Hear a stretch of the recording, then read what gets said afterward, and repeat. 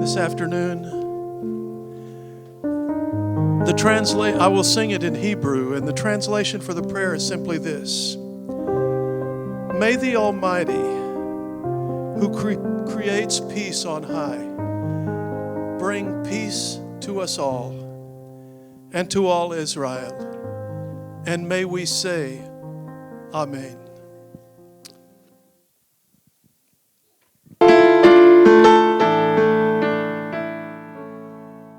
Oh, say shalom bimromav. Oh, yeah, say shalom aleinu. Ve'al kol Israel. Ve'imru, amen. Oh, say shalom bimromav. Oh, yeah, say shalom aleinu. Ve'al kol Israel. Ve'imru,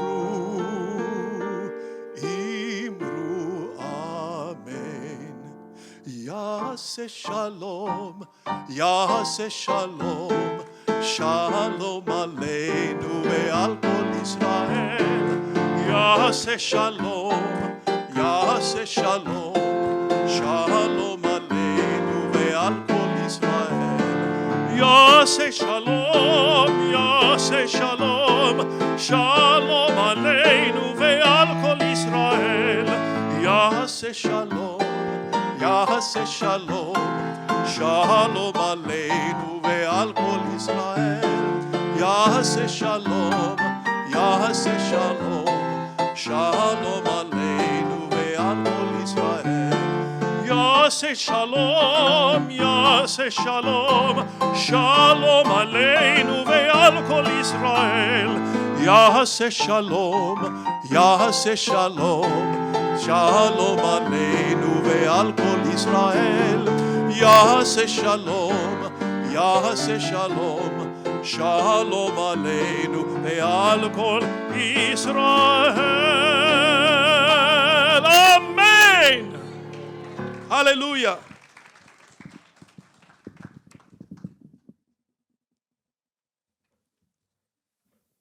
And could you please remain standing for the presentation of the colors of the flags of our countries? If you're able to, could you stand?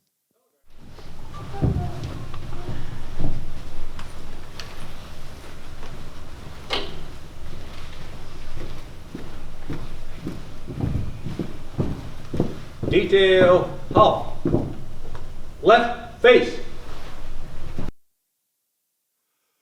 Oh, say, can you see by the dawn's early light what so proudly we hailed at the twilight's last gleaming, whose broad stripes and bright stars through the perilous fight o'er the ramparts we watched were so gallantly streaming, and the rocket's red glare, the bombs bursting in air, gave proof through the night that our flag was still there. Oh, say does that star-spangled banner yet wave o'er the land of the free and the home of the brave? Port arms. Right face.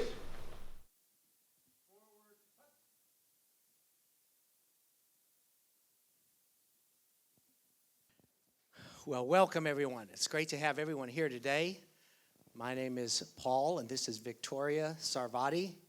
And Victoria is responsible for putting this event together today. I think she deserves a hand. And this has been on our heart. You know, we were preparing to do this 2 years ago when we were interrupted, of course, with the incredible series of events. But here we are today to make an important statement. And I want to thank each of you for being here today, because what we're doing here today is raising our voices, raising our hands, and making a statement in our community that is critically important. And it's happening actually all over the world. These marches of remembrance to bring a clear perspective of remembering the Holocaust and the victims and honoring those who gave their lives through the Holocaust, and those who participated in helping to overcome the battle and the challenge, and so much that's going on now to bring those memories back so that people have that in perspective and live out their lives today in a different way. You know, anti-Semitism is on the rise once again in a dramatic way. So we're hopeful that this plays a key role.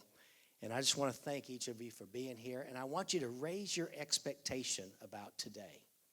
Raise your expectation about what you're going to receive out of walking through this day, because there's some very special elements that you're going to participate in that I believe will have a dramatic effect. So, Victoria? Please bow your head and let us pray. Alvinu Malkeinu, our Father, our King, we bless you, Lord, for bringing us to this day. We ask you for your blessing on each one. In the name of the God of Abraham, Isaac, and Jacob, I pray. Amen. Amen. I'd like to bring up Rabbi Heidi. Those of you who know her, please let her know you love her. Heidi's been working with me and my daughter Cynthia. Cynthia, can you stand? She's out in registration. And Laura, my niece. You can stand, Laura. And then we've had other, thank you, Laura. And then we've had others that have worked so hard. Clint, where are you? Clint and Joshua, and many of them are still working. We have a lot of workers outside, a lot of volunteers. Jackie, our administrator, just so many people that I just want to thank. But Heidi has become one of my best friends now. It's so awesome. Heidi Koretz. You want to say something, Heidi? Hello. Thank you all for being here. It's really a pleasure to be in the midst of those who would stand against anti-Semitism at this time, especially at this time and on this campus, and we just appreciate your presence. It is now my honor to welcome the Honorary Consul of the Federal Republic of Germany in Dallas, who provides consular services to German citizens and residents in the DFW area. Mr. Andreas Bremer is the official representative of the Federal Republic of Germany in Dallas and serves Dallas and Collin, Denton, Ellis, Hood, Hunt, Johnson, Kaufman, Parker, Rockwell, Tarrant, and Wise County. So please join me in welcoming him now.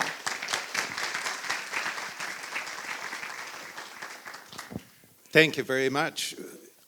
Thank you very much. Shalom to everybody. And it's wonderful to be here amongst friends. In preparation for this, I looked at the word of Elie Wiesel, to remain silent and indifferent is the greatest sin of all.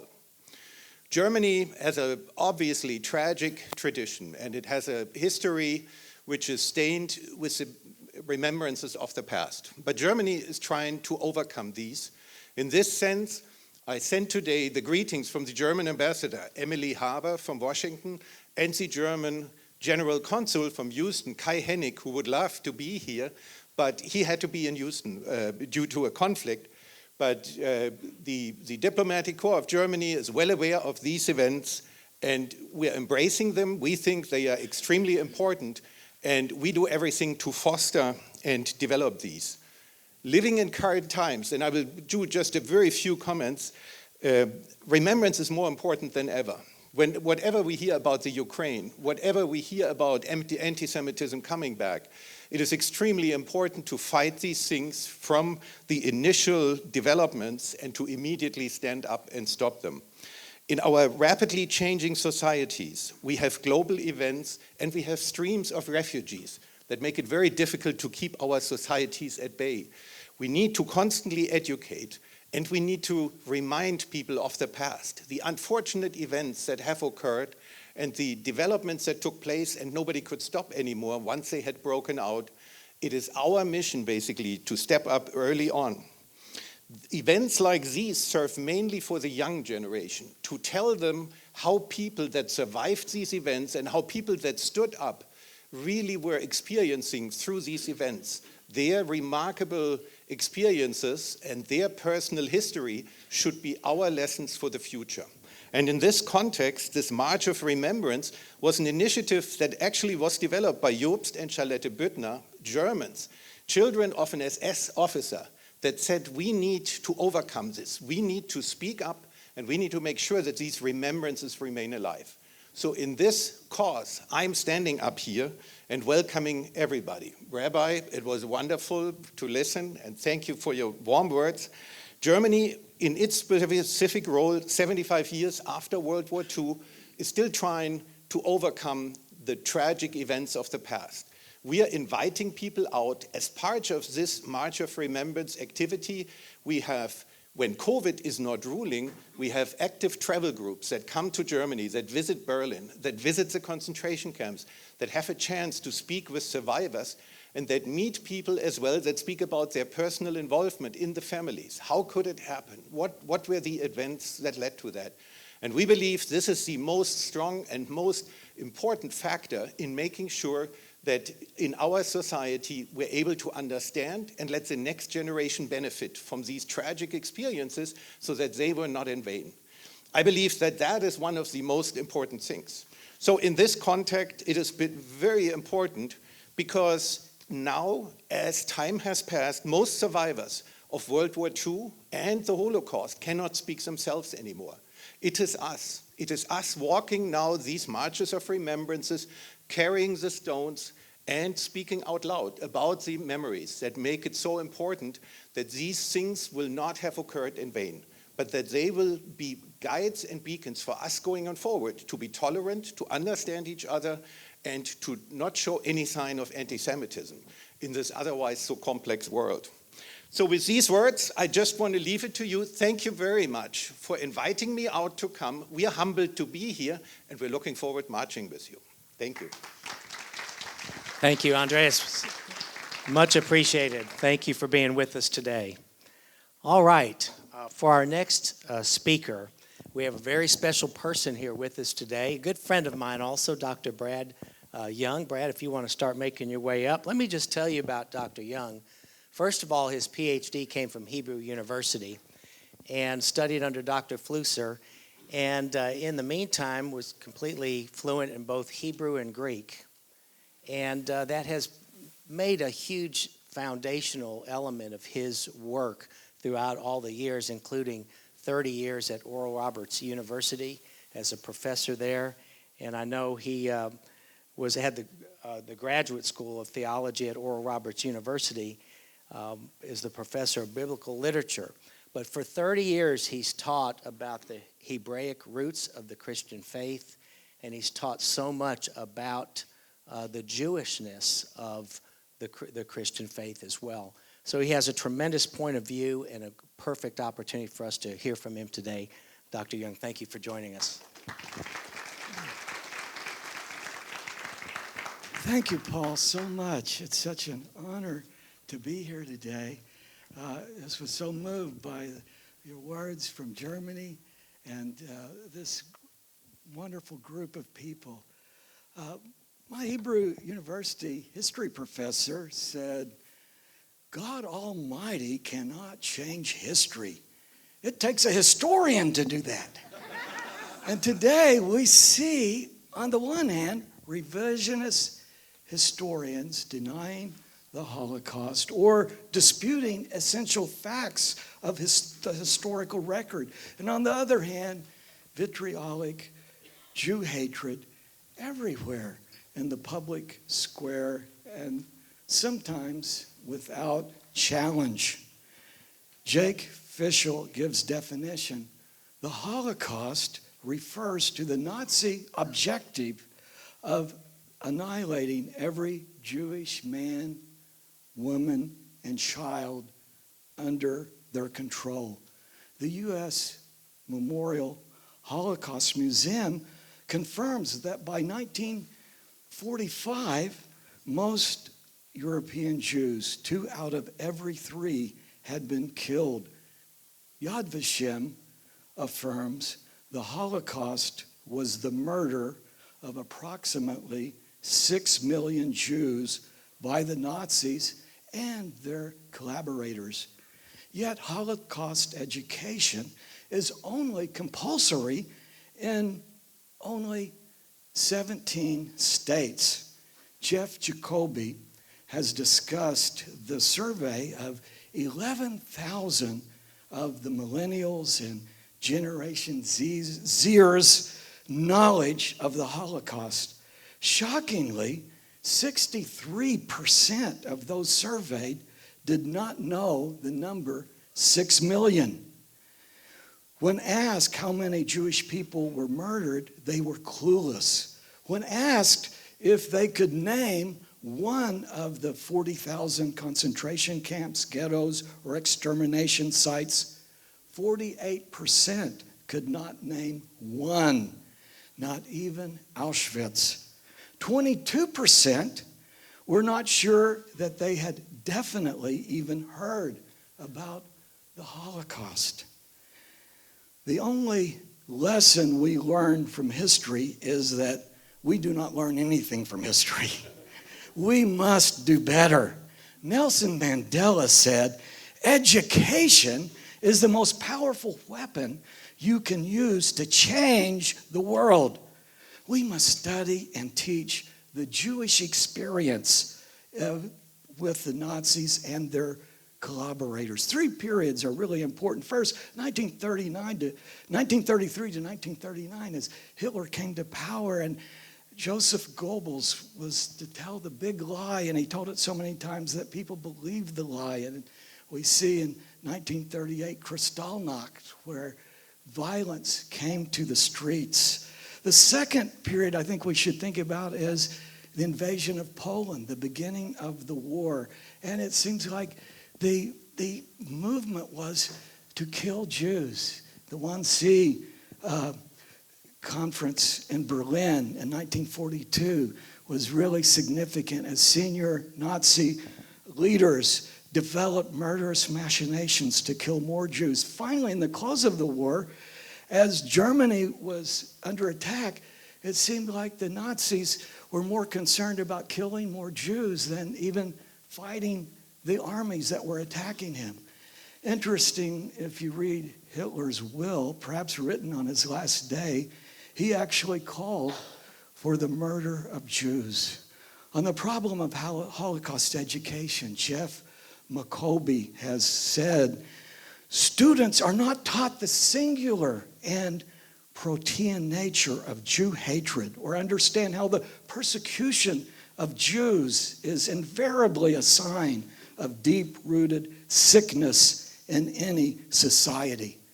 There were 5 million other victims targeted for racial, political, religious, ideological, and behavioral reasons used by the Nazis and their collaborators. But the Jewish experience of the Holocaust is the key and foundation for understanding prejudice and hatred. The Tree of Life Synagogue massacre in Pittsburgh, October 2018, was a wake-up call. But the dramatic increase of violence against the Jewish communities in the U.S. and globally, and verbal assaults are not being addressed adequately. Jewish students sometimes feel unsafe or threatened on U.S. college campuses. Jewish institutions experience more hate crimes, according to the FBI, than all other minorities put together. Former Prime Minister of Israel, Menachem Begin, said, if anyone says they will kill the Jews, believe them.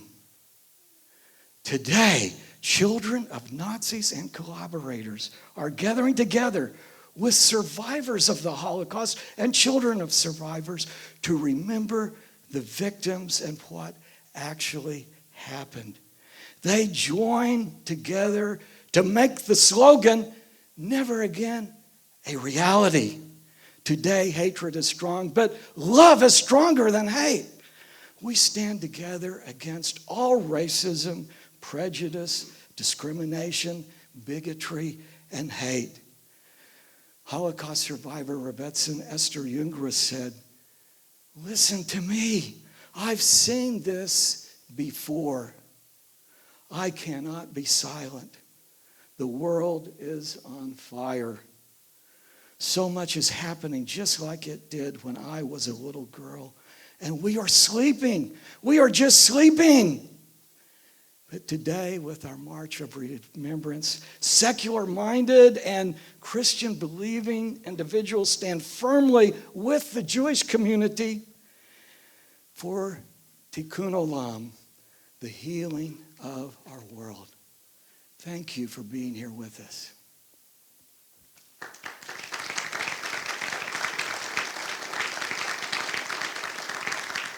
And we are going to light candles of remembrance. First, I'm going to ask Monica Haverkamp to come. I think sometimes you have to kind of click this twice. The second time it works better. Come. And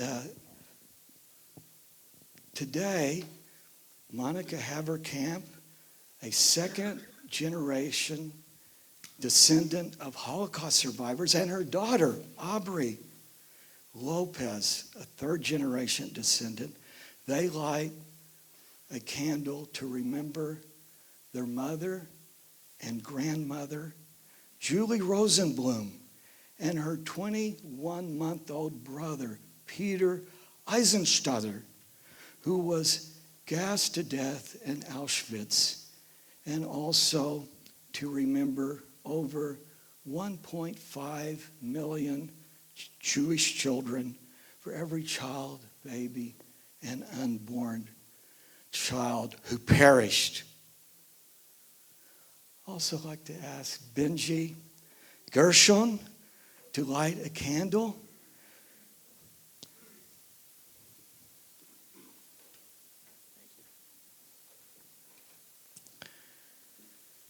Benji is lighting the candle to remember all the Jewish men.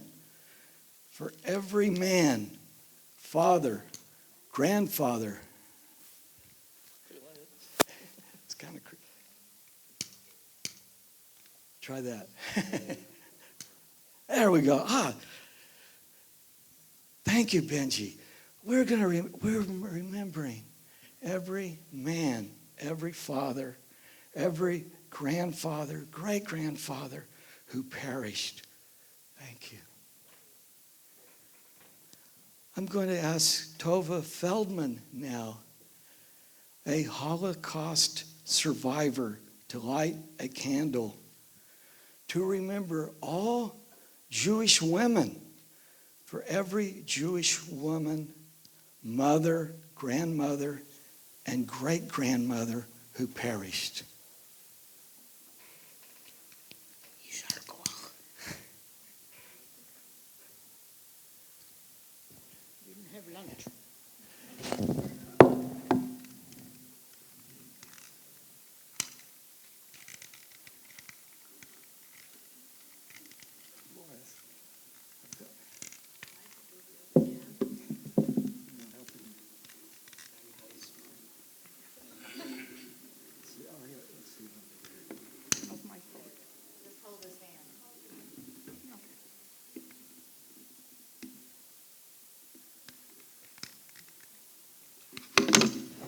Tova, would you just share a few words with us? Whatever's in your heart, just a few words. Okay. In Texas, we say, "Shalom, you all." And I hope you will understand my Texas accent. My name is Tova Feldman. I was born in Czechoslovakia in 1940.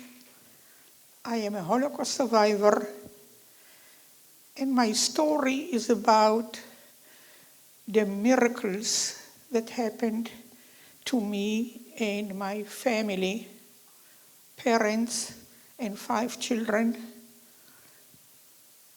The city I was born in called Nitra, and the camp we were in, a working camp called Novaki. And the Germans were very organized. They knew who to take first and so on. Then first they took my father. He was a carpenter, and the Novaki camp was in a stage of building it to bring other people to that camp. My mother had documents like she would be Hungarian, and the Hungarian Jewish people were taken later.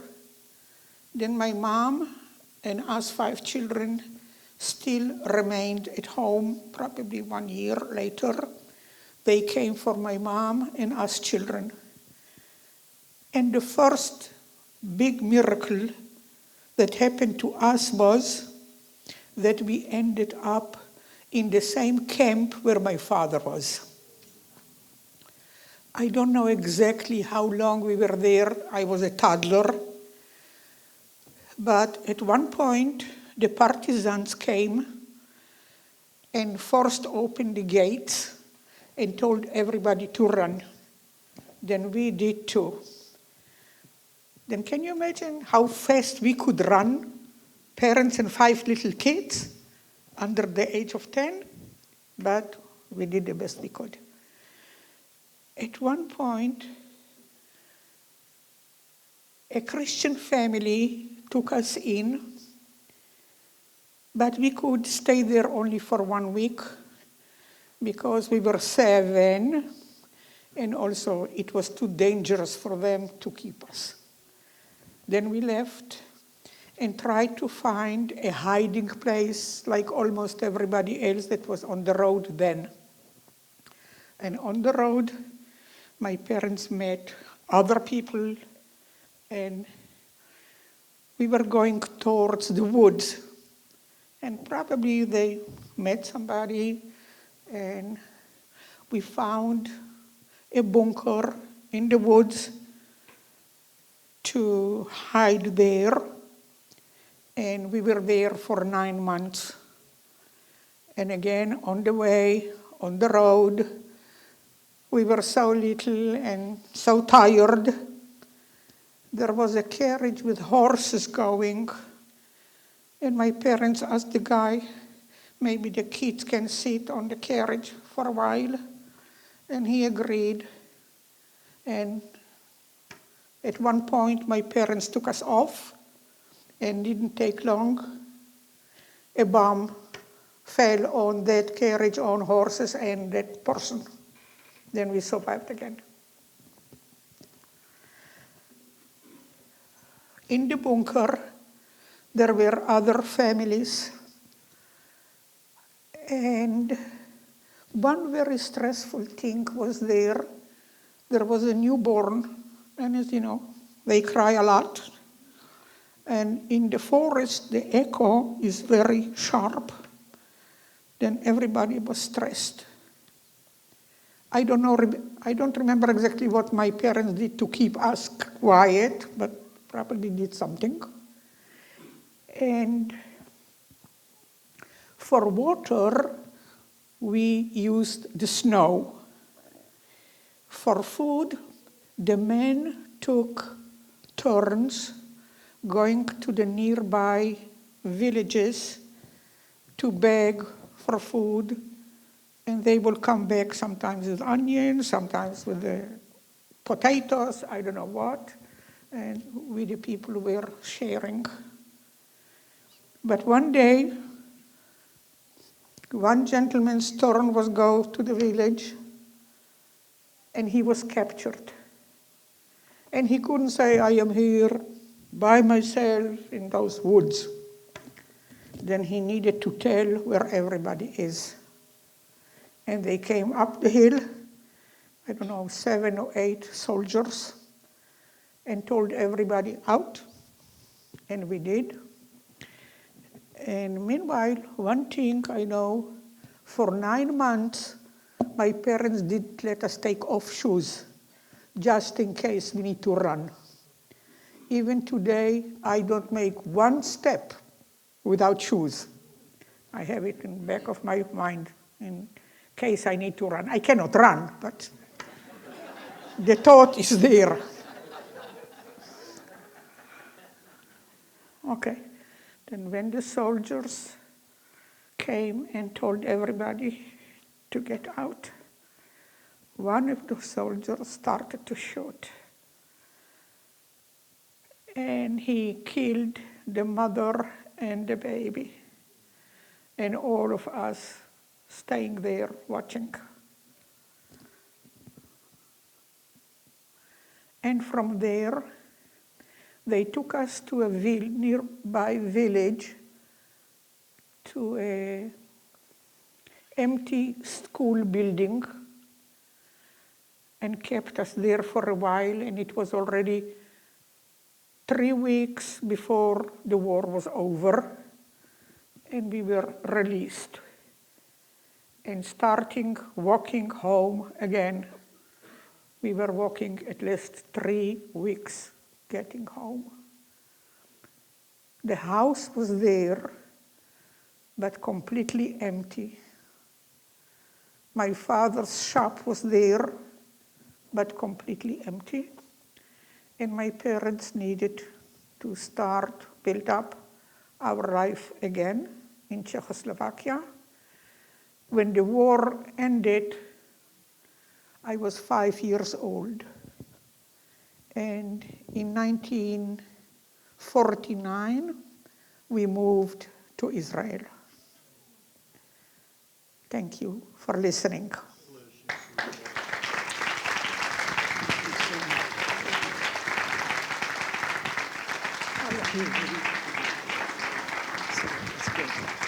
Oh, you want to go?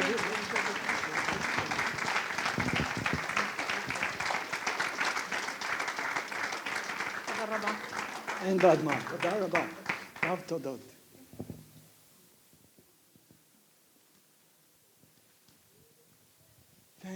Thank you, Tova. Thank you for sharing this story with us. We will take this story into our hearts and will not forget you and your experience. I'd now like to ask Claudia Kissinger to come and to light a candle to remember her personal friend, Eva Deutsch, and all university-age victims, 16 years of age to 21 years of age, who agonized, labored, and perished.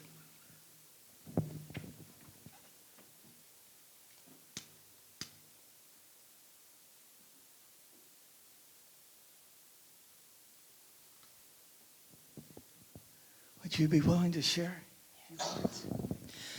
Thank you very much. It's an honor for me to be able to light this candle for Eva Deutsch Kosterbell. She became a very dear friend of mine in New York. She spoke at our very first Yom HaShoah event we did at the UN, and from there on, our relationship developed really into a deep friendship. And I want to let you know what her life was before, and just share and honor her by sharing her life story. She passed away this last December, and so she was born in Zagreb in Croatia in 1924. Eva Deutsch to Arnold and Anna Deutsch, and they came from Vienna. After the First World War, they moved to Zagreb because to make a better living, and they had their children, Eva and Erika. And Eva always loved art, and everything was set for her to go to Vienna to study art once she finished high school. But when Germany invaded then Croatia, those dreams, they were all shattered. And they took her father first to Travniki, and then he was killed in Treblinka. And for Eva, it was her father. She was her father's daughter. Her sister was her mother's daughter in a way. And so she and her sister and her mother, they had to flee. And because they had Austrian passports, they could make it through the border, but eventually were captured in Italy. So they came into 2 Italian camps because Italy had occupied those areas of Croatia. So she was in Kraljevice and also on the island of Rab.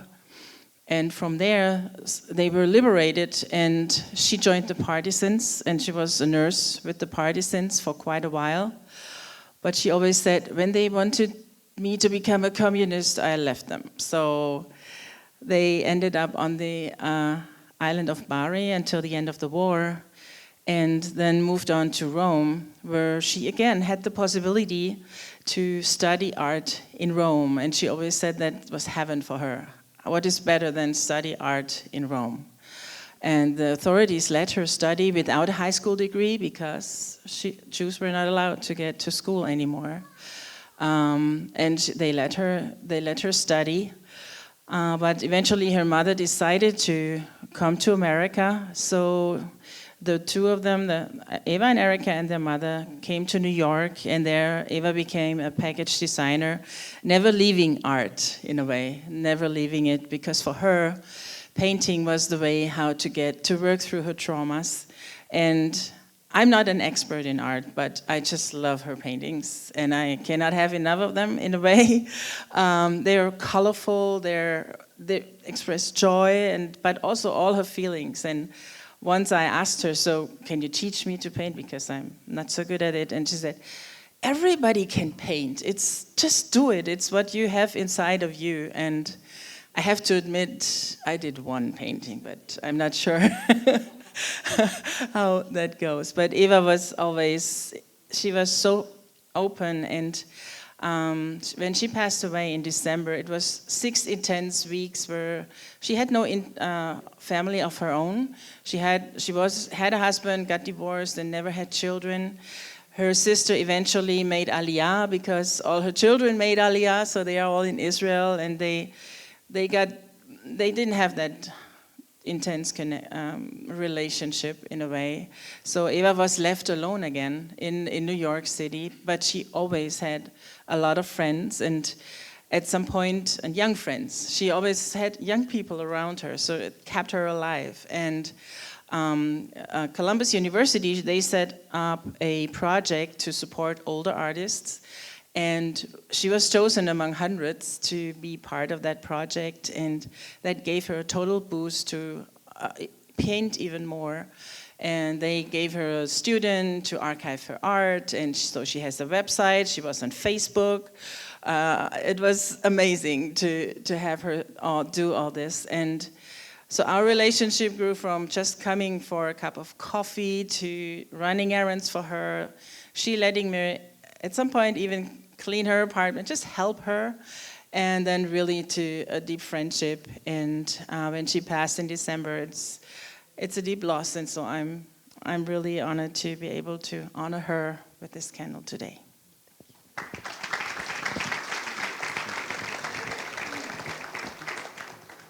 Thank you. I'd like to ask Barry Siegel to come. His father was a distinguished veteran, handle to remember the Allied forces in memory and appreciation for those who served, for those who gave their lives, and all the liberators of the camps. Also, for the 134 Southern Methodist University soldiers that died in World War II.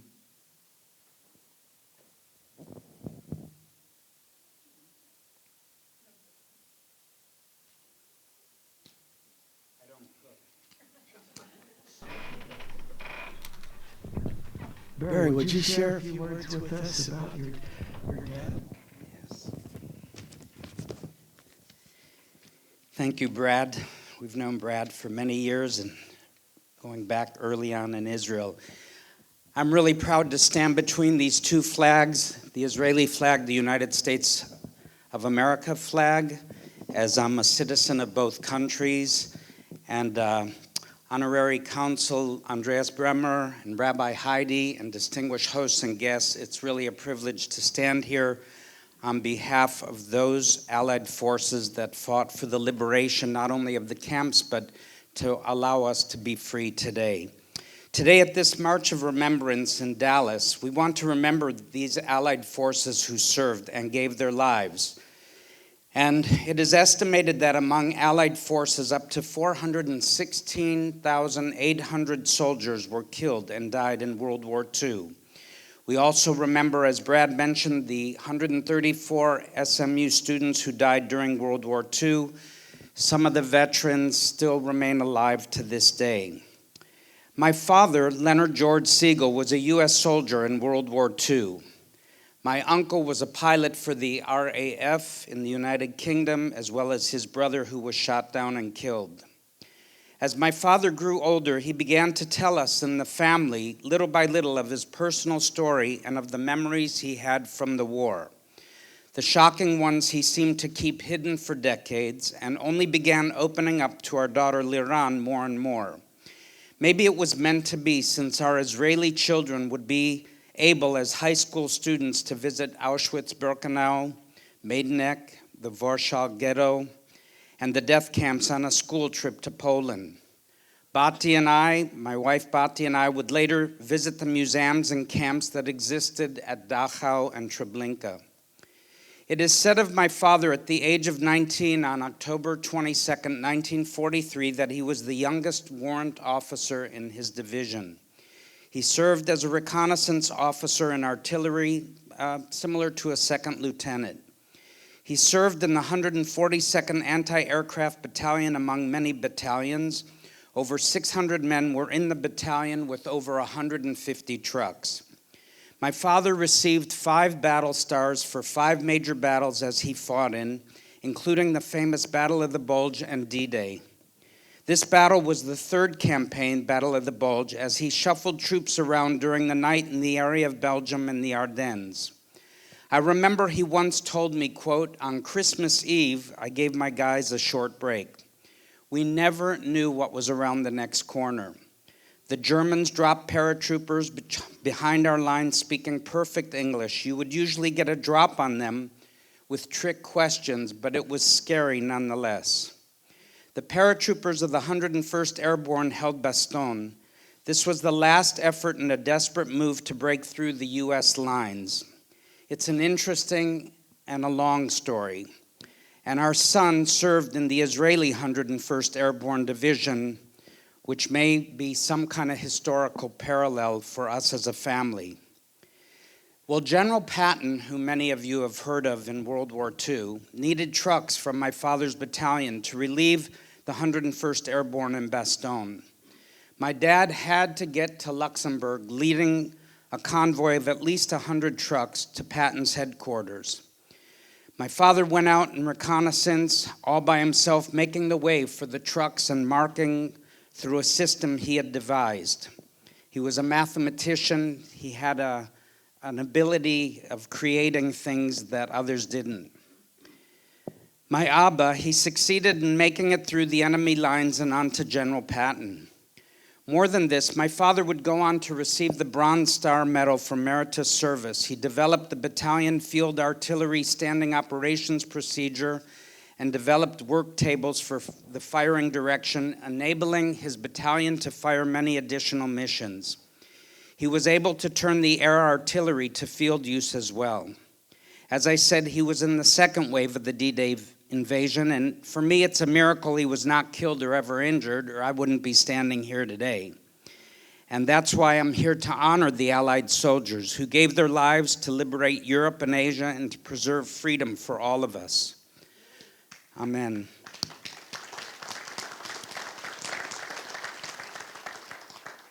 just the last few paragraphs. During the 142nd Gun Battalion campaigns, they destroyed 17% of all enemy planes coming within reach of their guns, had 153 combat ground engagements, destroying over 50 enemy tanks and motor vehicles, causing the surrender of 5 enemy towns and killing and capturing over 1,200 enemy personnel. At the end of the war, my father was in Erfurt, Germany, and he stayed on in part of the occupation forces until he decided to go on to university and he was relieved of duty. Although my father would one day tell me the disturbing horror of what he saw, friends killed, and survivors from the concentration camps he would see, the worst was knowing that 25% of our European relatives were all murdered and died in the Holocaust, wiping out 1/4 of our family. Later, as of last January, there were around 165,000 Holocaust survivors living in Israel, 90% whom are over the age of 80. And each day in Israel, on average, 42 Holocaust survivors pass away. We must continue to gather their stories and document them. It is also the reason why my wife and I work diligently to alleviate the Holocaust survivors who are lonely and in great need, both financially, socially, and emotionally, through our work called Vision for Israel from our base in Israel.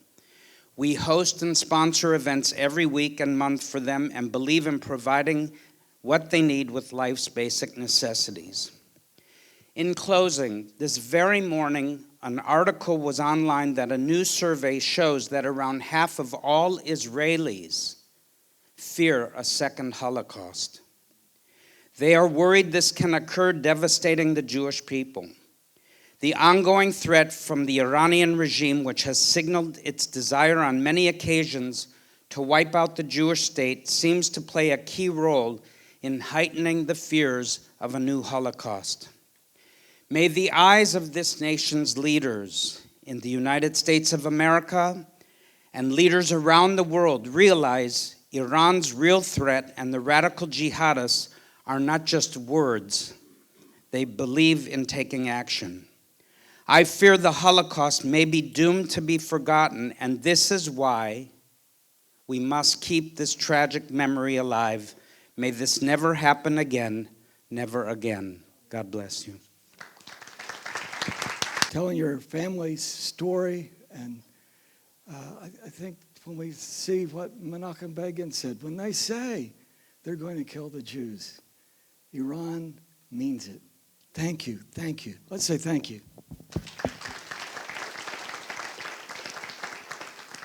I'd like to call Renata Hurd to light a candle to remember the upstanders who intervened against violence in word and action, the rescuers, and the members of the resistance, all the Gentiles who perished protecting their Jewish friends and neighbors.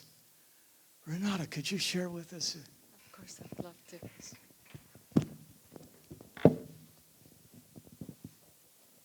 Good afternoon. My name is Renata Hurd, and I am honored and humbled to be here and very, very grateful to be able to participate in this wonderful event. I'd like to share my family story with you. I'm the granddaughter and the daughter of the righteous. Both my grandmother and my father received the title from Yad Vashem in 1996, the title of the righteous. Title of the righteous is given to people who did heroic things to save the Jewish people during the Holocaust. For a moment, I would like to take you back in time. Close your eyes and imagine that it's 1939 again. It's September 13, occupied by Nazis, Nazi-occupied Poland. My dad, who was 17 at the time, heard rumors, people talking, listen, the Germans burned the synagogue in town. He didn't believe it. He says, how could it be? No one can burn anybody alive. But he went to town to verify. So he walked for 3.5 kilometers to town just to see if this is true, the whole time not believing a word. And to his horror, he did see the synagogue burned. It was a Rosh Hashanah at the time. All the Jews came to pray. And Germans took opportunity for that day and gathered everybody, about 80 people, and burned them all alive. When my dad got there, he saw the smoldering smoke of the synagogue and the smell of the burned bodies. This is something that has never left him. He carried that for the rest of his life. He was walking home and he was crying and vomiting at the same time, in disbelief that someone could do such a thing. At that time, he made a promise that if anyone ever needs help, he will be there for them and he will help. And years later, he was called upon that promise. As the Germans were liquidating the ghetto in our town, Jewish people were running and seeking help and looking for shelter. As a result, 9 Jewish people found shelter in our house. We had quite a big house, quite a big, large household, and there was multiple buildings. They had pigs, they had chickens, they lived in the countryside. So for the period of 2.5 years, 9 people found shelter over there. And imagine when we have guests in our house. When you have 9 people, it's a lot. Imagine having them for 2 weeks, 2 months, 2.5 years. But now they're not guests. They have to hide. They cannot come out. You cannot tell your friends, your neighbors about them. You must keep a secret. As we know that punishment for help was a death penalty. But it wasn't just a death penalty for that person who was helping. It was a death penalty for the entire family. So he risked, my grandmother and my dad risked the entire family. So my dad had siblings. He was the oldest one, 19 at the time.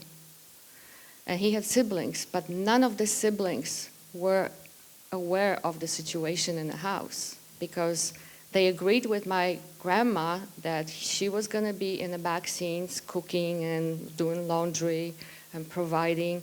And my dad was the only one who had a close contact with the people hiding in the back. He was the only one carrying the food. They had to be quite creative. First of all, how to get food. It's a Nazi-occupied Poland. We're all starving. How do you get food for not just the family, but also +9? So my dad had to steal food. He had to break into the German silo. He used to work at the German silo where they kept grain, so he knew exactly the layout of the place. So pretty much what he would do, he would break through the very, very broken window, very skinny opening in a broken window. He would break in and go inside, but then he had to pull himself by the ceiling, by ropes and I believe some pipes. He had to pull himself so he could not carry that grain back with him. So the creation was that he's going to put this in a long johns, and he tied the long johns on the bottom so the grain wouldn't slide out, and he had to slid back through the window. But for that, he had to wait 24 hours for the Germans to change the guard. So that was just one example. He would also go and try to steal the chickens and try to go in the fields. Now, the best part of the story, when I tell that story to my friends, I say the best part of the story is that my family, we were neighbors with the German army airport. So our neighbors were the German soldiers. They came to the house almost every night. They sat in the kitchen, they laughed, they told jokes. And as they say, the darkest is under the light, and so it was. Maybe perhaps that's why the people survived, because this is a happy ending. The story of our family is a happy ending story. Nobody got hurt, and every single person survived the war. Thank you.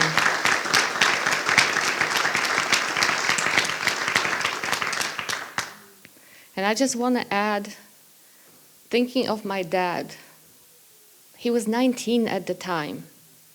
The maturity of his heart.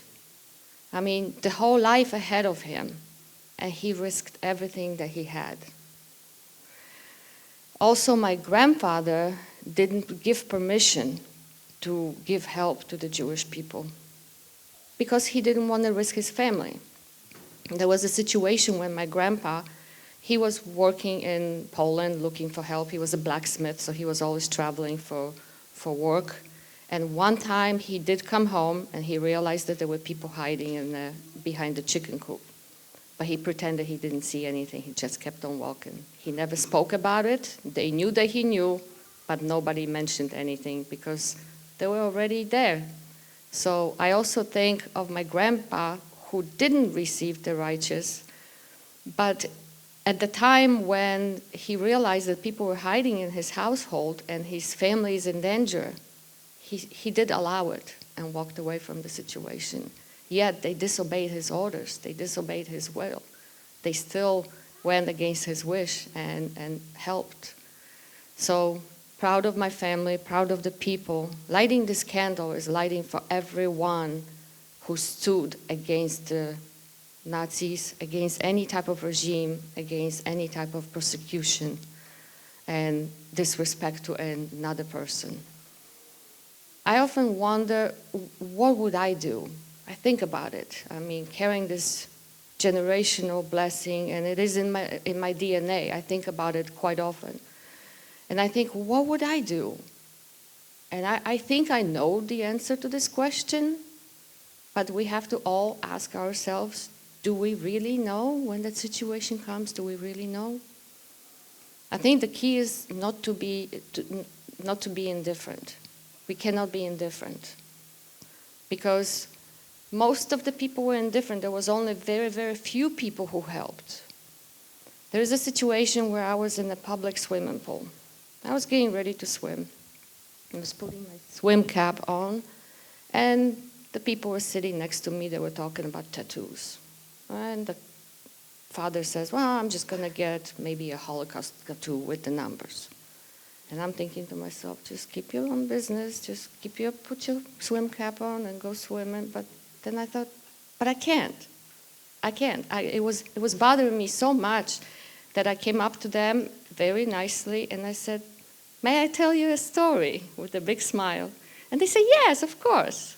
And I continue with the story of my family. And the children, they were already adults, but the children, they were like, oh, yeah, thank you for telling us. Of course, yeah, we understand. I didn't want to disrespect the dad, so I said, sometimes people don't really know the meaning of those tattoos. I could tell the dad was I think he was ashamed. He was embarrassed, but I didn't want to embarrass him. So I said, sometimes people really don't understand what those tattoos are. But what I'm trying to say is, let's not be indifferent. If there is a situation, it doesn't matter if we get in trouble or not, we must speak up. And thank you for listening to me, and thank you for coming, and thank you for caring.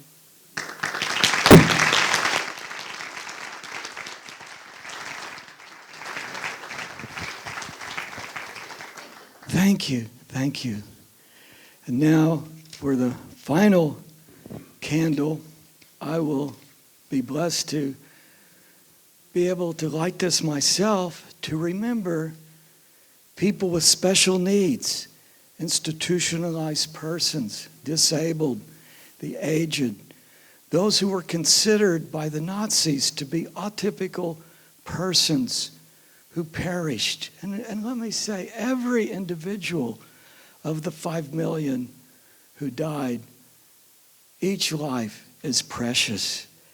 And I can't help at this point of our program but to remember Dwight Eisenhower, President, General of the Normandy invasion. When he saw the camps, he said, soldiers, you have to come and see this because there will be a day when they will deny that this happened and you will be witnesses. And I remember Holocaust survivor, child friend who spoke at my classes, many events. Ava Utterman, who would tell us, she says, I'm giving you my testimony. I'm a witness. But because I've given you my testimony, you become a witness. And all of us become witnesses today as we take this march, that we will tell the story and speak out against the hate that we see in our world today. May God help us all.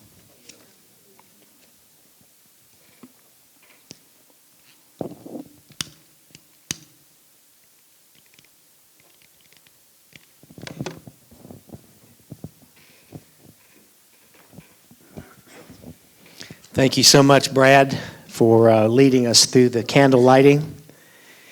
And we're excited because we have another survivor who's going to share their story with us. And so I want to welcome up to the stage, and if we can escort Rosie Ann up here, that's great. And it's so wonderful to have her with us today. She is a survivor, and we also get to claim her as a Dallas resident since she's been here for about 8 years. And she has a wonderful story to tell us about her situation, starting in Lithuania and being in the Kovno ghetto and taking it from there. So Rosie Ann, thank you so much for being with us today. It's good to have you here. Well, I'll start with probably the most spoken word in Israel, and maybe here today also. It's shalom. And that means, for some of you who may not know it, peace. Peace like in the world, and peace like in your heart. And today we are gathered here because we are all here with a common denominator. We want to see a better world. Jews are commanded to do so, to repair the broken world with Tikkun Olam. And each and every one of you here are becoming part of this by witnessing the stories, the histories, and the purpose of this March of Remembrance.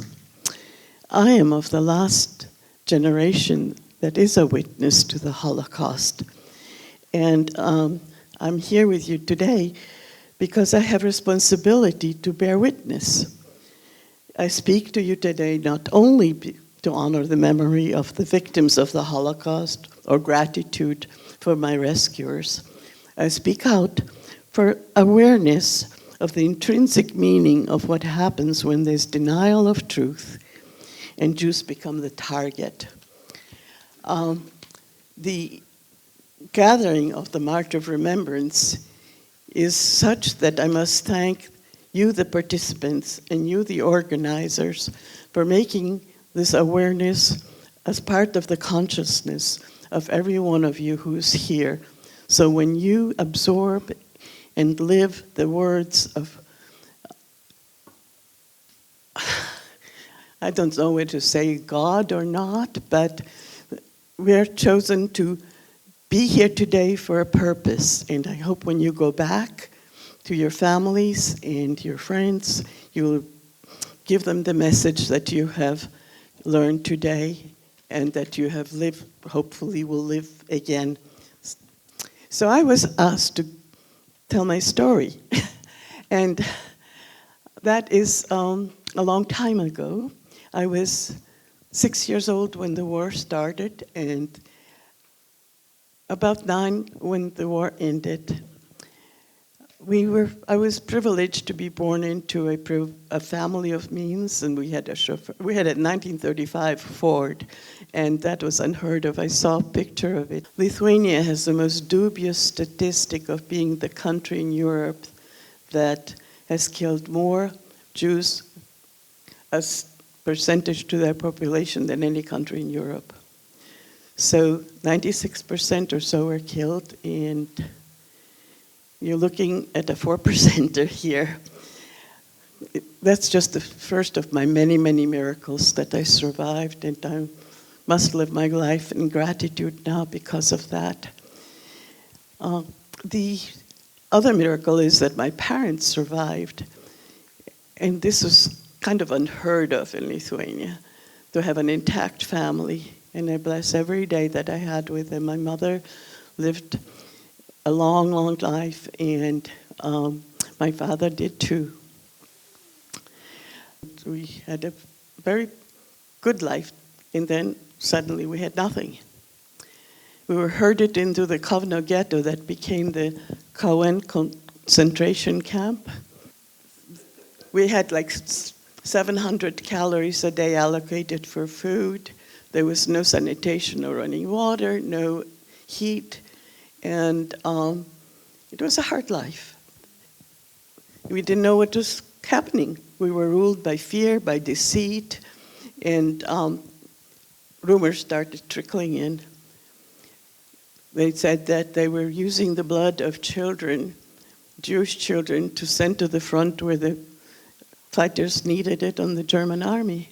But then the killing started, and the rumors came in that there's going to be a grosse Aktion, and that was everybody was herded into the main plaza, and the selection happened like you probably saw in some of the movies about the Holocaust, the left, the right, and we were blessed again, and the miracle was that we again didn't face death.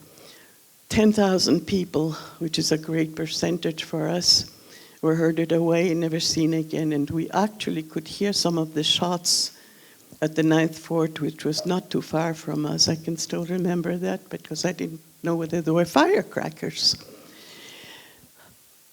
My parents decided that I need to be saved because the elderly and the children were dispensable, and we would be next. I would be next. What they did is they risked their own lives each time they went to dig a hole under the barbed wire between the changing of the guards, between the searchlights and the dogs.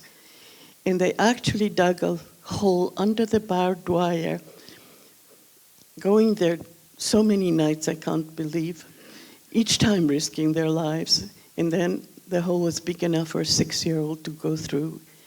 They pushed me through there. I didn't know what was happening, but on the other side, there was my father's secretary, and she took me to her house, but I was crying so much she couldn't keep me. She would have been killed immediately. And she was also not that courageous, I think, because she parked me with some other people that happened to be hiding my mother's best friend. They were Christian Scientists, and they were also persecuted, but they followed their religion and their beliefs that they needed to help. How do you thank somebody for saving a life? What is good enough? So they gave me life a second time, and I live my life in gratitude now. So it takes about 7 or 8 rescuers usually to save somebody, because the neighbors sometimes are the worst enemies. In Lithuania, the collaborators were so willing that even the German Nazis couldn't stand by sometimes with what they were doing with torture. Just blocks from where our apartment house was, there was a garage, and they rounded up Jews and put hoses in their mouth with water flowing, and then burst the bodies burst sometimes, and there were onlookers, and some were smiling. There also has burnt synagogues with live Jews in it. They decapitated rabbis and put their heads into windows for all to see. The brutality and sadism was unbelievable. It wasn't a philosophy. It wasn't an ideology. It was brutality. And even before the Anschluss, the Lithuanians perpetrated some of that. My grandfather was the first to go. They looted the apartment and took him away, and he was never seen again. The rumor has it he was tortured before he was killed. He was humiliated, and That was just at the beginning. My grandmother, even before the ghetto was formed, stood in a bread line and forgot to wear the yellow star. She was elderly, and I know how possible to do that. And a neighbor denounced her, and she also was never seen again. My parents were also able to escape. My father was actually saved by a German who couldn't believe that such horrors were happening. He was working for Fritz Zimmermann. I remember because we tried to find him after the war, but he was killed at the Soviet front. He actually went with his truck into the ghetto, picked up my father, and drove him out. So I also had a German rescuer. Her story was that her husband, who was Jewish and had one of the most intellectual places in Kaunas, where every writer and painter gathered, was killed immediately. Her daughter was a pacifist, and she went around to the troops in flower child fashion and asked them to stop this insanity. And of course she was killed. And so she decided to save Jewish children. And of course, she's now in Yad Vashem also being honored as a righteous. And I visited her daughter, who is still alive in Bremen. Not in Bremen. I'm thinking about you. I'm sorry.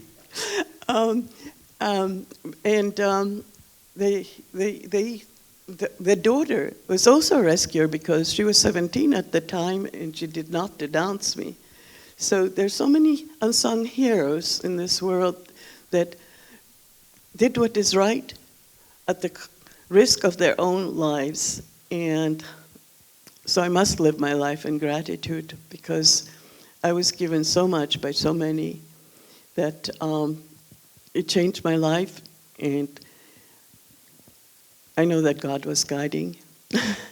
So after I escaped, my mother, who had studied piano in Paris and was concert pianist, was able to escape by just taking off her yellow star when she was on a work detail, and was able to find refuge as a French woman whose husband died in the war and was doing menial jobs, but she was able to survive the war. My father, who had been an attorney, businessman in military school, was able to walk from Kaunas to Vilnius, and he joined the partisans also, because he said, if I'm going to die anyway, I might as well die fighting. And they survived. So I feel so blessed that an intact family was given to me, and we reunited after the war, but we escaped the Soviets as soon as we could. We went illegally, and by the time we came to Austria, we ended up in a DP camp, a displaced persons camp, while Vienna was divided into 4 sections. We were under the British section, and the Jewish brigade actually whisked us out because we were going to go to Israel, and Italy was the place where some illegal ships were coming from. But when we got to Italy, it was impossible to go to Israel, and I loved Italy. I never wanted to leave. But we had nothing. Again, we slept on cement floors. My parents actually had to send me away to a hakshara, which is like a kibbutz, actually, outside of Israel, so I could have meals, because those were scarce even after the war for us. Well, my father actually, within a year or so, he had, again, established himself with contacts in South Africa and in England, and we had a chauffeur, and we had people helping us, and I couldn't believe it. He was driving a Mercedes. So, yeah. But there's so many things that are not logical in lives, but that's one of the ones that I remember wondering about. Italy was my first stable place in so many years, where I didn't have to fear, I didn't have to run, I didn't have to hide. And I started my education because I was 10 years old and had never gone to school. But then my father decided we'd go to America. So he didn't want to live in a place that could expose itself to war. And the Korean War started, and he said, if we go to America, that will be the last place on earth that there will be a war. And he was a wise man. And we had a lot of relatives here. My mother's family had 8 siblings, and most of them came to America, and we were in Lithuania because my mother, who was of German descent, and my father was 5th generation Lithuanian, the German language was their only common denominator. So we ended up be the only ones left to be part of the Holocaust. My mother's side of the family went to Israel the day after I was born, and the other siblings went to Boston, where I lived most of my life before coming to Dallas 8 years ago. And the story is that I had 2 sons. My 2 sons had two children each, and my brother had 2 children, and my mother lived to 101, and my father lived to 96, and Hitler lost. We are here to prove the continuity of the Jewish people.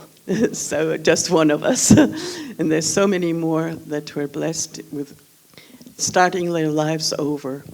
We never underestimate the contribution of Holocaust survivors in spite of their traumas, in spite of their horrible experiences.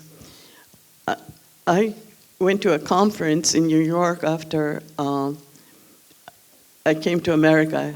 I was so fearful, I didn't even give my last name, but it was all of children who were Holocaust survivors. And it was amazing how the patterns were there among, no matter how old or from what country you were. And the fear, the trauma, the hiding of everything was pervasive. So I know that I was not alone, and in Boston, I formed, I became grateful by giving back as much as I could, and I volunteered so much that the governor of Massachusetts, as well as the Senate of Massachusetts, awarded me the first citation ever for volunteering for Holocaust survivors. And then it's my gift of gratitude because I was so blessed. And I'm so blessed that you're here to hear my story. And when you go back, I hope that you can also participate in making a better world. We Jews say the Hor and Lo Tishkach, and that means remember. Remember. It's a command. And when you come here and you participate in this March of Remembrance, you are giving yourself to a cause by listening to us and by absorbing what the truth is, because there's so many lies, there's so many denials, there's so much agenda, and people want to kill us again. So when you go back, maybe you can give a message to your families, friends, for yourself, for your children, for your children's children, and tell them that there can be a better world, that you can be the messenger and the prophet of something that is not what the horrible headlines say, and the horrible experiences that Jews now encounter with words of violence that become acts of violence.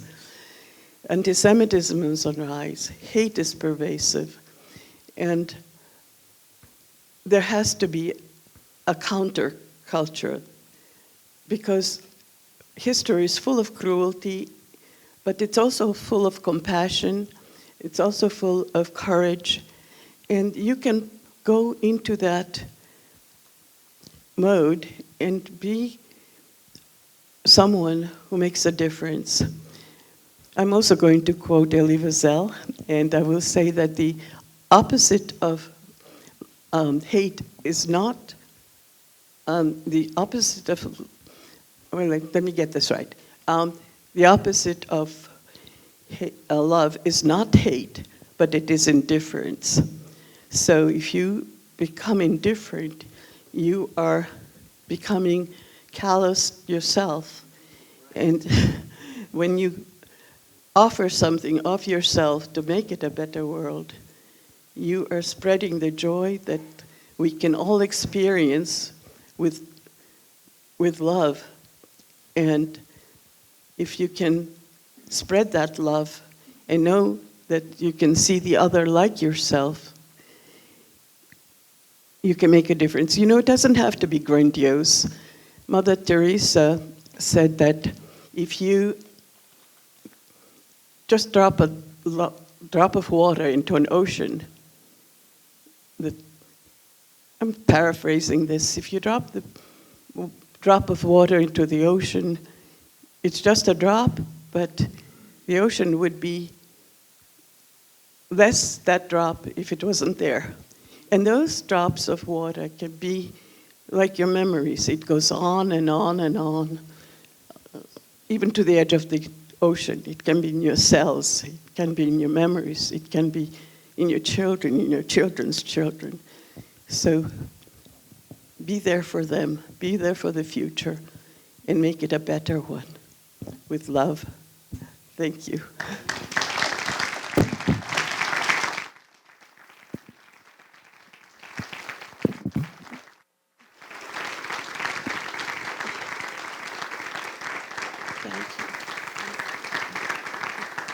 I had a speech, but it's right here. Yeah. So now it is my pleasure, honor, and privilege to introduce Claudia Kiesinger. There you are. I'm especially happy to do so because she's on the forefront of reconciliation. In Boston, before I came here, I was leading and participating in 3 German-Jewish dialogue groups. And so now I am so happy to meet you and to introduce you. While Claudia Kiesinger's family played the role of collaborators with the Nazis during World War II, which is equivalent to perpetrators, Claudia, however, has chosen to play the role of an upstander. She has committed her life to make a public stand against any type of anti-Semitism and stands for peace and or against any type of anti-Semitism. Claudia is the national coordinator for the March of Remembrance. She has been part of the March of Life, also known as the March of Remembrance movement, since 2007. She's also the representative of the United Nations Prayer Watch, a Christian prayer and advocacy initiative at the UN for Israel. Please welcome Claudia Kiesinger.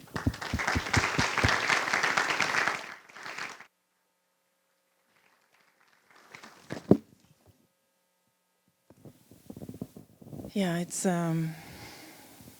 to speak now after Rosianne is really. My name is Claudia Kiesinger, and I'm born in Tübingen in the south of Germany. And like Rosianne said, since 2007, we do Marches of Life in Germany. And our way to it started in 2005 when we were, a sentence challenged us. The silence of your forefathers is still in you. And we realized that we didn't really know what our family did during the Holocaust. And for me, we heard oftentimes the word indifference today already, and my story is really that story of indifference and how this can be shaken and has to be shaken. And so in Germany, you have it in school. I don't know how many times I had about the Holocaust in school, but it can be part of your history lesson, like Napoleon, or it can really be something that reaches your heart. And for me, that sentence really made a difference when I realized, and it sounds a bit silly, this sentence, but I realized that it was my grandfather's. For you, it is clear. You lived it, and you don't have to say, oh, well, my family was involved. But for me, I needed this step to say it was my grandfather's, and then it is something totally different when you hear about the Holocaust.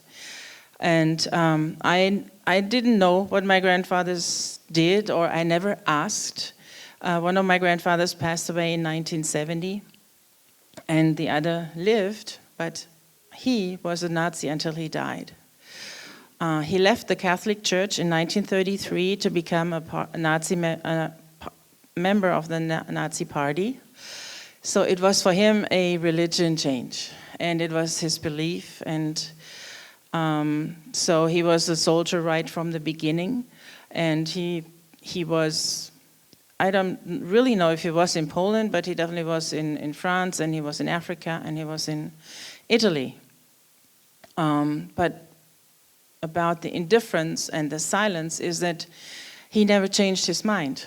He would talk about Hitler as this great guy who built the Autobahn, or gave them jobs, or gave them back their pride. But we didn't challenge him. We didn't want to get in a fight in every birthday and celebration we had as a family. We just let it stand there. And although it was not, of course, we didn't approve it, but by our silence we did. And this is what silence means. If I'm not speaking up, if I'm silent to something, I approve it. And so my other grandfather, he was, and to see, we have to work through also our family myths, because for him, what the family saga says, well, he never was never part of the Nazi Party. He even got harassed for it. He had trouble because of it. And when I did my research, because this is what we did, because either our grandfathers were passed away, or we couldn't ask them anymore, or we didn't ask them before. We went to the Wehrmachtsauskunftsstelle, which is the archives where you can write to, and almost all the papers are there, and I could find out where they were deployed to as soldiers. And even then, I don't know what happened I didn't know what happened, for example, in St. Petersburg. And for me, reading, because this is where my grandfather was, and then finding out that in St. Petersburg, the most horrific war crime happened through the Deutsche Wehrmacht, where they besieged the city for 3 years and just waited for the people to starve to death. And I read the protocols of court cases where witnesses said they would boil their belts in water so the water would have some taste. It was absolutely shocking and horrifying for me to read what happened in the city. And my grandfather stood outside and just waited. And because Hitler wanted to keep the nice buildings, he didn't care about the people. He just wanted the nice buildings of St. Petersburg to be saved. And my grandfather was a radio operator. And so again, you think, oh yeah, radio operator, so he didn't kill anybody. But the radio operators, their job was to communicate what happened. So he knew what happened. And he passed away in 1970. And so after years and years, and as we are on this journey, suddenly my aunt gives my dad a cigar box filled with these little tiny black and white pictures. And she said, well, giving it to my father, you are interested in that kind of subject. And it were all war pictures.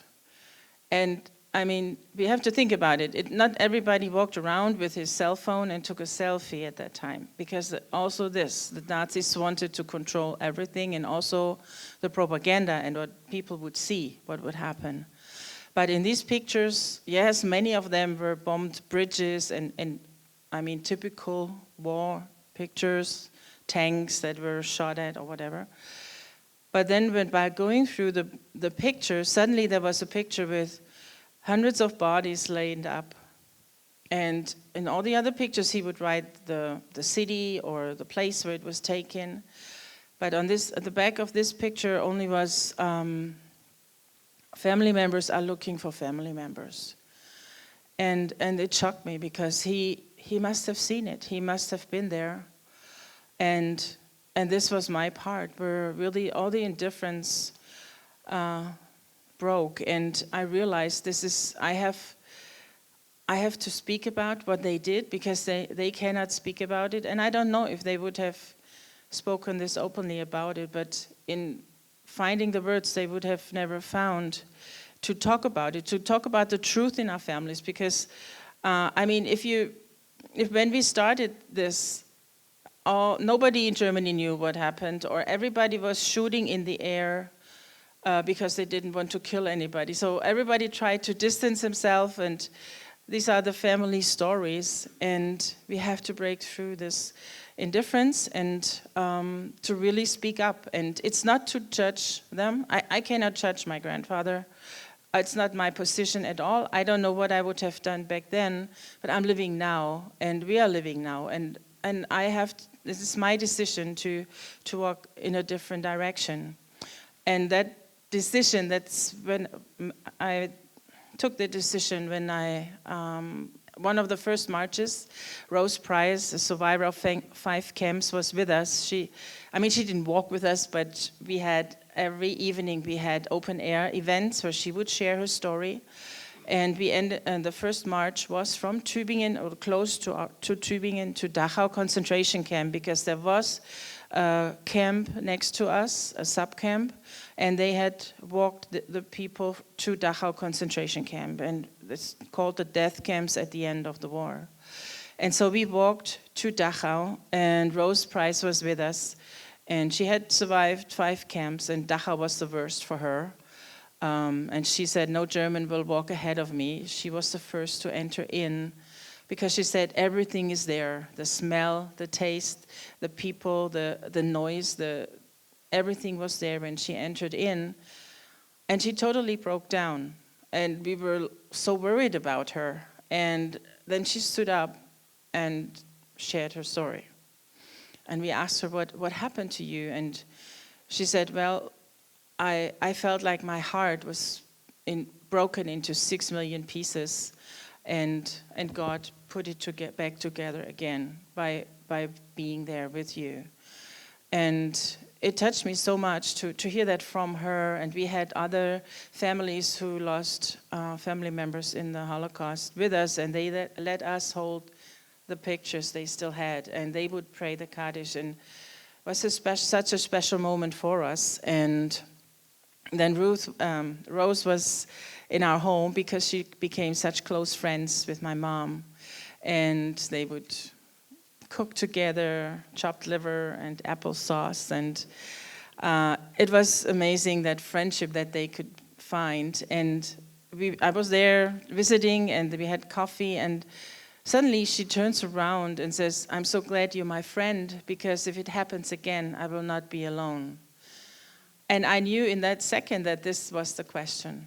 Would I stand by her and be with her, or would I turn around? That indifference that we heard of today. And in that moment, I made that decision to stand by her and to stand by the Jewish people.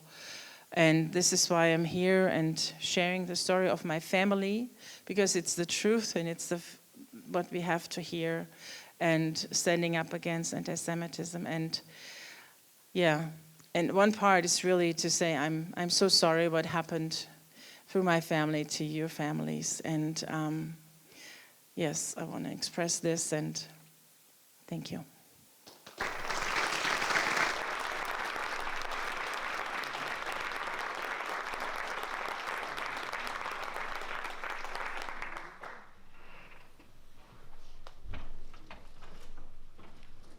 Now we would just like to invite the second and third generation survivors or relatives to come and receive Claudia and Renata, if you want to come stand.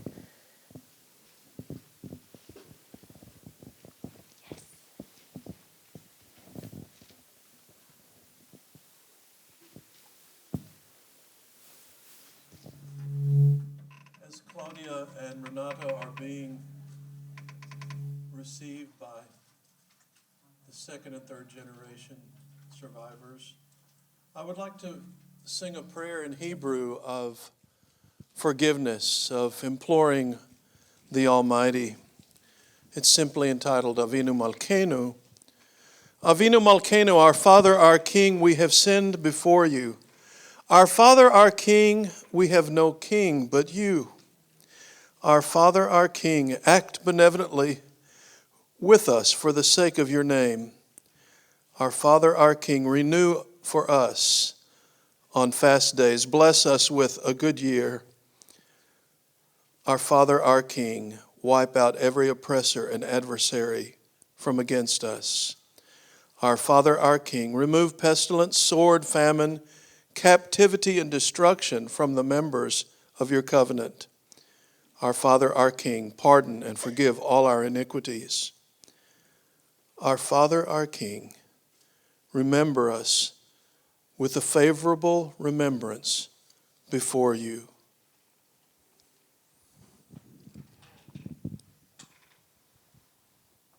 Could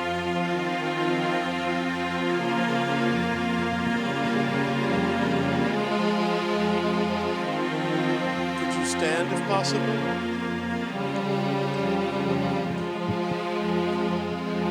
Avinu Malkeinu, Shema Koleinu, Avinu Malkeinu, Chatano Lefanecha, Avinu Malkeinu, Amol Aleinu, Ve'alol Aleinu, V'tapeinu. Avinu Malkeinu, Arei Tever, Vecherei Rav, Me'aleinu. Avinu Malkeinu, Kalei Kol Sar, U'mastin, Me'aleinu. Avinu Malkeinu, Avinu Malkeinu, Kodveinu, Beisefer Chaim Tovin, Avinu Malkeinu, Kodesh Aleinu, Kodesh Aleinu, Shana Tova. Avinu Malkeinu, Kadesh Aleinu, Kadesh Aleinu, Shana Tova.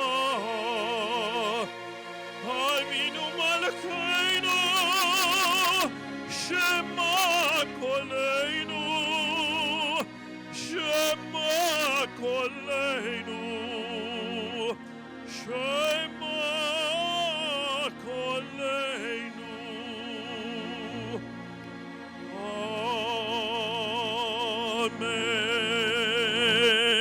Amen.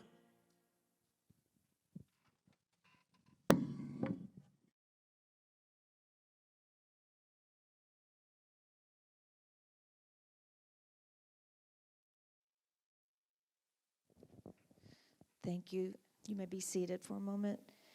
This is Chris Holloway. Those of you who don't know Chris, you can tell he is an absolutely wonderful singer.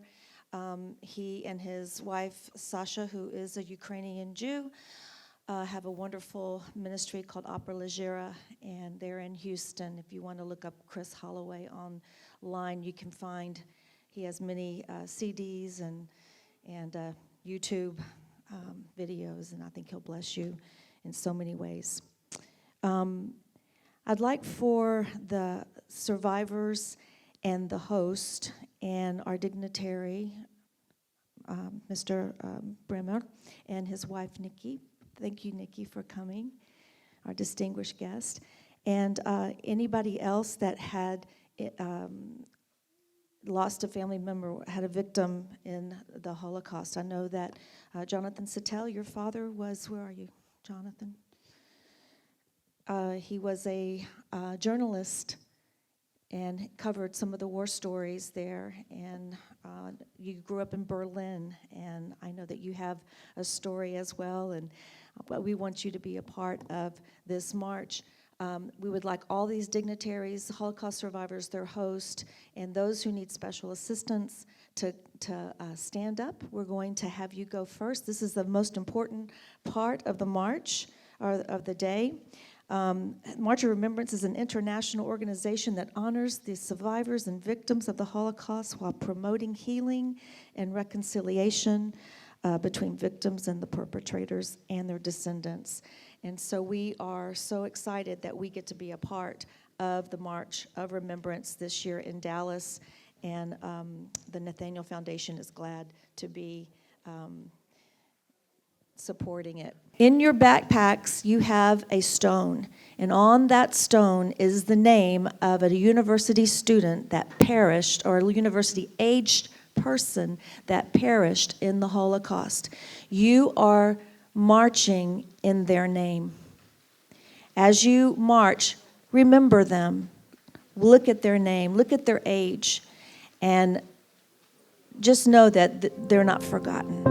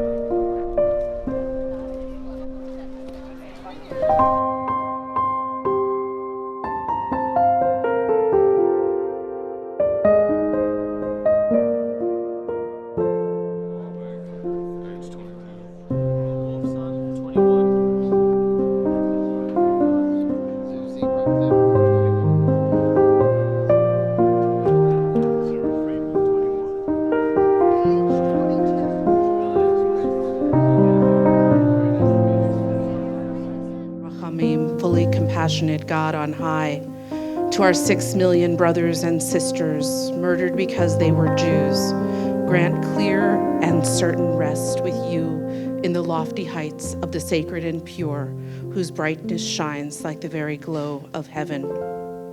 Source of mercy, forever enfold them in your embrace. Secure their souls in eternity. Adonai, they are yours. They will rest in peace always.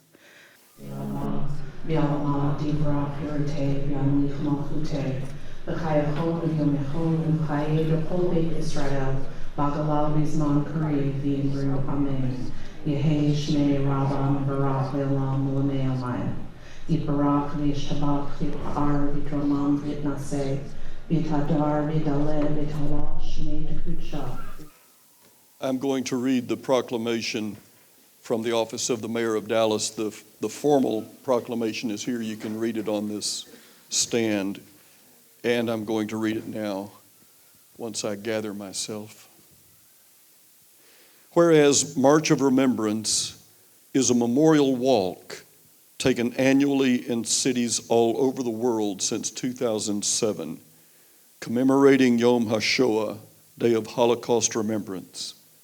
And whereas this year the Dallas event will be located on the campus of Southern Methodist University, guests from both Jewish and non-Jewish backgrounds will be represented, including students, dignitaries, public officials, Holocaust survivors, and representatives of March of Life Germany. God bless you, Claudia. And Renata, bless you, sweetheart. To participate in the memorial walk. And whereas March of Remembrance is an American response to the March of Life that is held in Europe, the purpose of the occasion is to educate a generation that is many times unaware of the horrors of the Holocaust. And whereas it should be recognized that there are still nearly 175,000 Holocaust survivors living in the United States. Listening to their stories of the past teaches us valuable lessons for the future. And whereas we remember the victims and the survivors of the Holocaust, the U.S. and ally liberators of World War II, and all the upstanders who risked it all in the pursuit of justice. Now, therefore, I, Eric Johnson, Mayor of the City of Dallas, do hereby declare April 24, 2022, as March of Remembrance Day in Dallas, Texas, signed by the Mayor of the City of Dallas.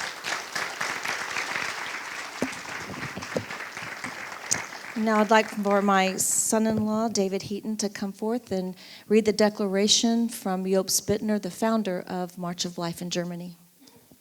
A message from Germany. Word of greeting from Job Spittner, founder and president of March of Life movement, on occasion of the March 2022 marches.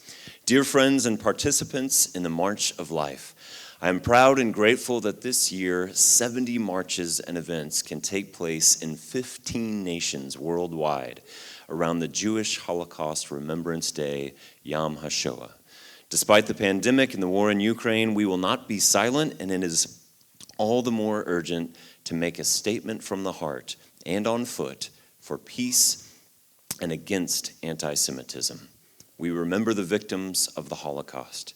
We want to heal and reconcile, especially in times of crisis. We stand in friendship with Israel. We will not stop working together to make a highly visible statement against hatred of Jews. Thank you for participating in the March of Life. I want you to know you are not alone. These days, thousands are raising their voices in the streets. We are reaching millions of people, but this is not enough. In every city and in every nation, let us continue year after year and let us not stop. And come to the March of the Nations in Israel, May 22nd through 26th. Come to Israel and show your friendship with the Jewish people. I'm looking forward to meeting you there in person. I wish you success, health, and God's blessings for this. Job Spittner. Okay, Paul. All right. Well, one last thing we want to do today is to recognize some students who have participated and competed for a scholarship from the Nathaniel Foundation.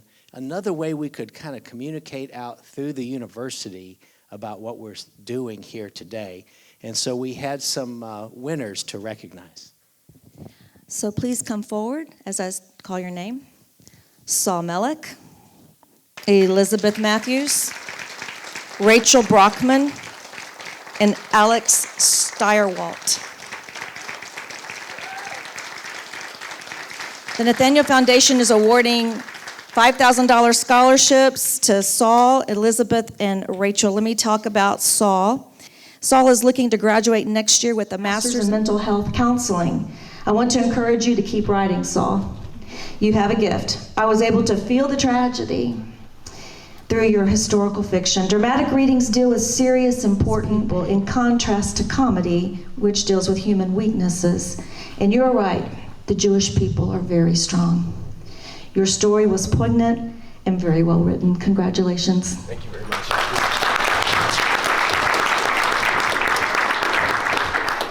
I'd like to thank everyone for making this event possible. Thank you very much. I really appreciate the scholarship. Thank you, Rabbi Heidi.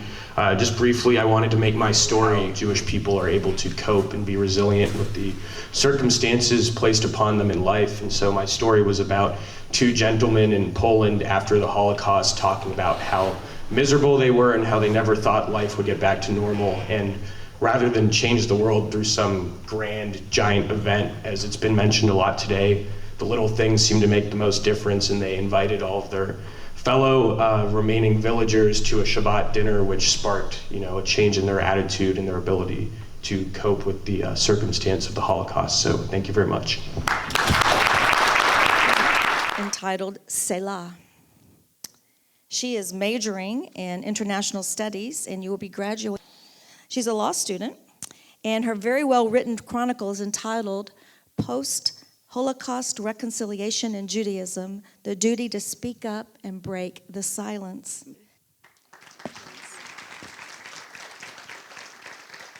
Okay, Alex Steyerwalt, will you please come up on the stage? Alex is graduating this fall with a BA in economics, political science, and public policy.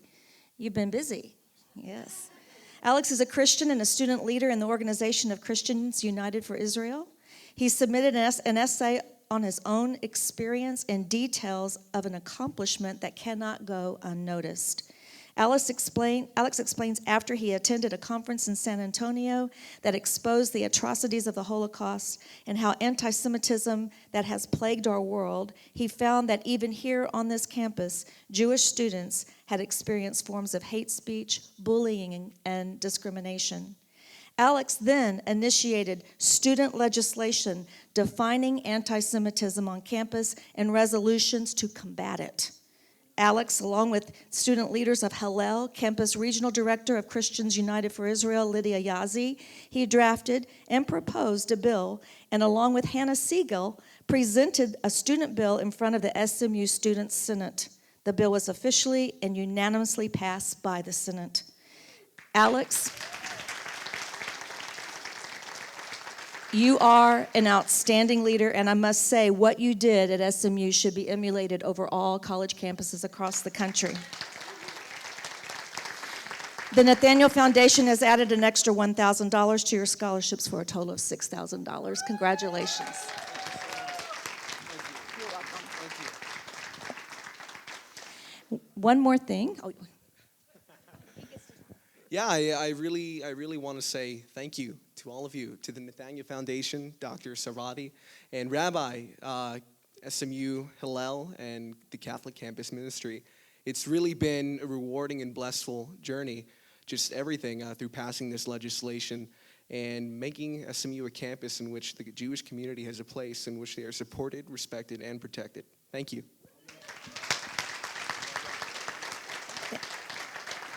Thank you. And let's give another round of applause to every single one of these scholarship recipients. They did a great job. I want to bring Rabbi Heidi back on stage. I want to talk a little bit about Hillel. Hillel at SMU is a thriving organization serving a population of 350 Jewish students here at SMU. Some of their regular programs include Shabbat dinners. I think you have a Bagel Monday as well, and all the Jewish holiday celebrations. This organization endeavors to make a difference in the lives of their members, and they strengthen the Jewish community and work to change the world. I am proud to present Hillel a gift of $2,000 from the Nathaniel Foundation. Keep up the good work here at SMU, Heidi.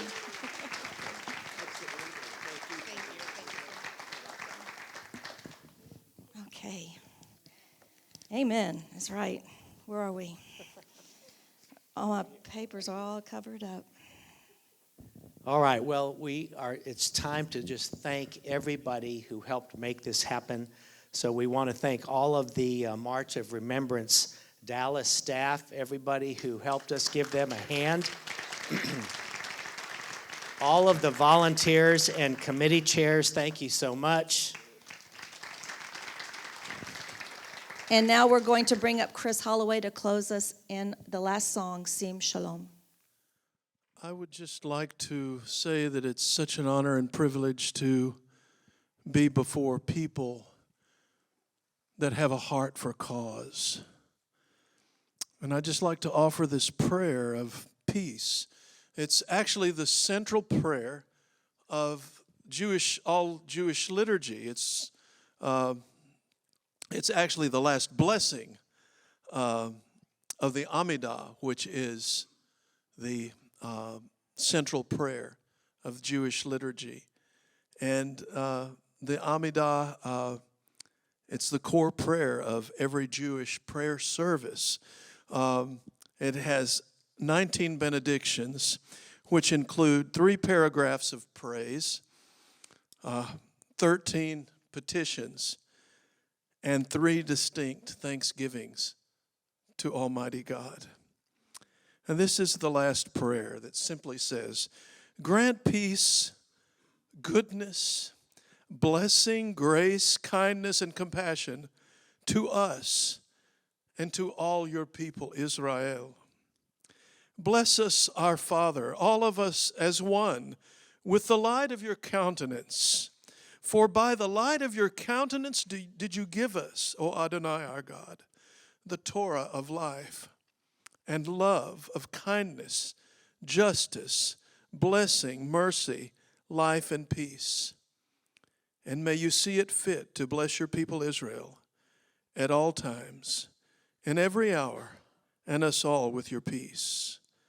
Blessed are you, Adonai, who bless your people Israel with peace. Thank you, Lord.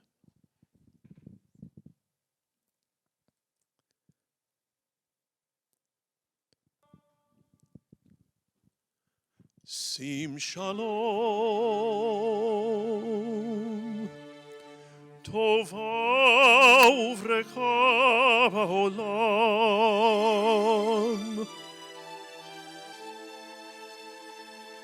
chen v'hesed v'rachamim aleinu ve'al kol Yisrael amecha. Sim, sim, sim shalom, tova uvrecha ba'olam.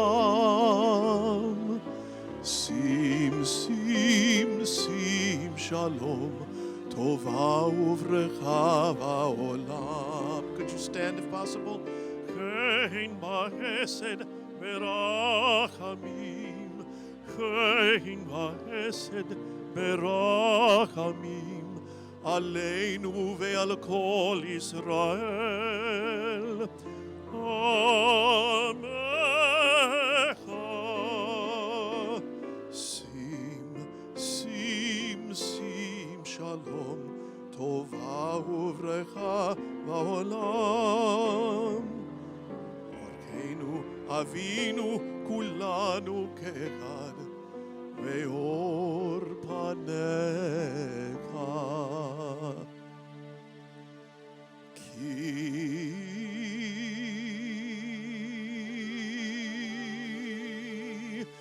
כי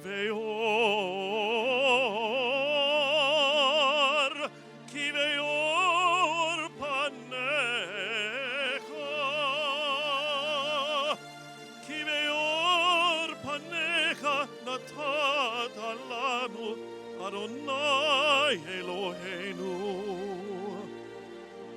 תורת חיים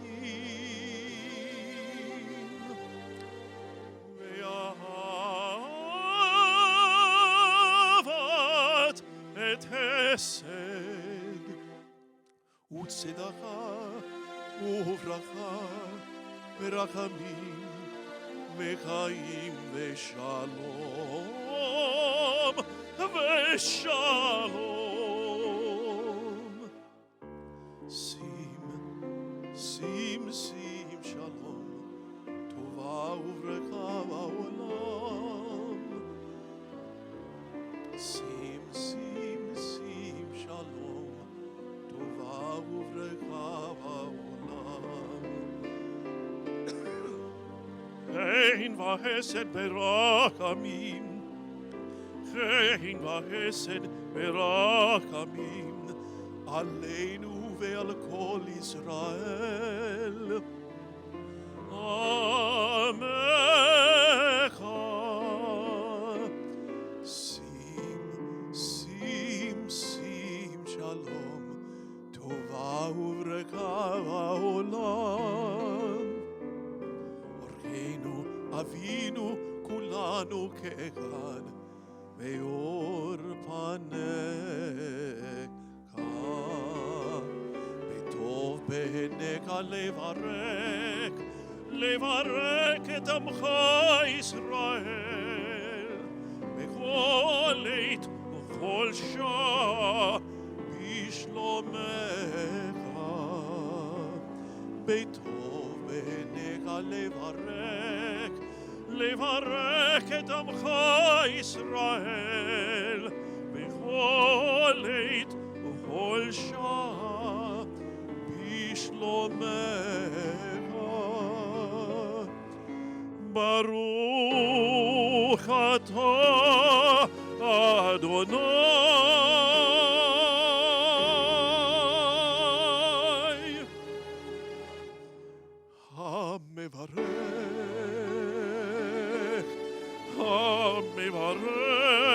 המברך את עמו ישראל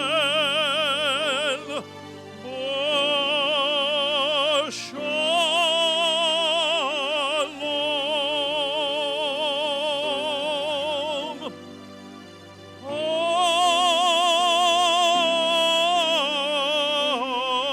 Amen.